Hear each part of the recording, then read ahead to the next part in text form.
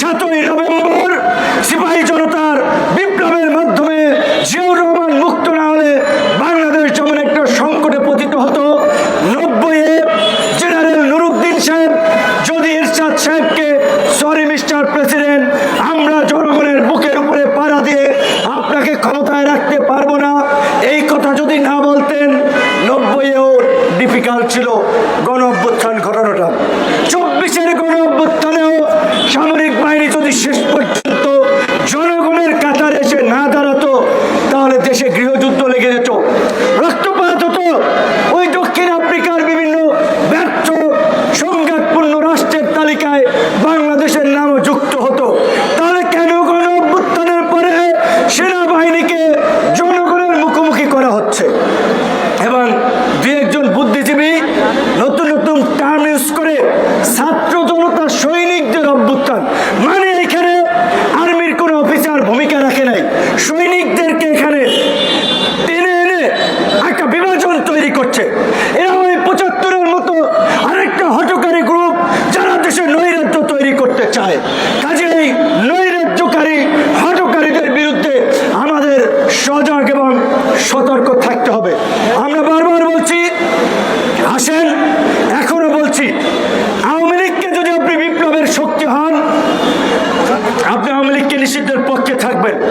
আমরা বলছি, সমস্ত রাজনৈতিক দলগুলো যদি যার যার ব্যানার নিয়ে আগামীকালকে রাজপথে নামে, 24 ঘন্টার মধ্যে সরকার আওয়ামী লীগকে নিষিদ্ধ করতে বাধ্য হবে। এখন তাহলে দেখা দরকার কারা ফাঁসিবাদকে পুনর্বাসন করতে চায়, কারা গণতন্ত্র চায়, কারা অভ্যুত্থানের শক্তি।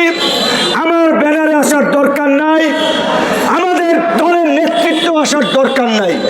আগামীকালকে থেকে সব দল যার যার ব্যানার নিয়ে আওয়ামী লীগ নিষিদ্ধের দাবিতে রাজপথে নামেন। রমজানের শেষ দিকে স্বাভাবিকভাবেই বিভিন্ন রাজনৈতিক দলের গুরুত্বপূর্ণ কর্মসূচি, সবাই বাড়ি যাবে, বছরে একটা ঈদ আসে, স্বজনদের জন্য কেনাকাটা, আবেগ অনুভূতি, অনেক কিছুই জড়িত। আমি গণ অধিকার পরিষদের নেতা কর্মীদেরকে অনুরোধ করে বলবো, এই ঈদটা প্রয়োজনে আমরা কম আনন্দ ফুর্তি করলাম, আগামীকালকে থেকে সারা দেশে জেলা উপজেলায় গণ অধিকার পরিষদের নেতা কর্মীরা আওয়ামী লীগ নিষিদ্ধে গণ স্বাক্ষর এবং অবস্থান কর্মসূচি পালন করবেন। ঢাকায় আমরা সকাল 11টায় জাতীয় প্রেস ক্লাবের সামনে এই গণস্বাক্ষর ও অবস্থান কর্মসূচি পালিত হবে। একইভাবে জেলা পর্যায়ে, উপজেলা পর্যায়ে যার যার সুবিধাজনক সময়ে সারা দেশে আওয়ামী লীগ নিষিদ্ধ, গণহত্যার বিচার, লুটপাটের বিচারের দাবিতে এই গণস্বাক্ষর আপনারা সংগ্রহ করবেন এবং এই জনসমর্থন নিয়ে পরবর্তীতে আমাদের করণীয় এবং কর্মসূচি ঠিক করা হবে। আমরা সকলকে বলতে চাই যে আজকে বাংলাদেশ অত্যন্ত একটা সংকটপূর্ণ অবস্থানে দাঁড়িয়ে আছে। এইখানে সকলের ধৈর্য, বুদ্ধিমত্তা এবং সহনশীলতার প্রয়োজন। আমরা বারবার বলছিলাম, এই সংকট জাতীয় সংকট, জাতীয় ঐক্য ছাড়া, জাতীয় সরকার ছাড়া এই সংকট মোকাবেলা সম্ভব নয়। এই বক্তব্য 2 বছর আগে দিয়েছি। ইউটিউবে যান, গুগলে যান। আমরা জেলের মধ্যে ছিলাম, আমরা তো হাউস কইরা জেলে যাই নাই, আন্দোলনের কারণে জেলে নিয়েছিল, নির্যাতন করেছিল, তারপরেও কম্প্রোমাইজ করি নাই। প্রিজন ভ্যান থেকেও জনগণকে উদ্বুদ্ধ করার জন্য, আন্দোলনে শরিক হওয়ার জন্য আহ্বান জানিয়েছি। আন্দোলনের এই ফাঁসিবাদের পতনের পরে এই ছাত্র নেতারা কেন জাতীয় সরকার গঠন করলো না?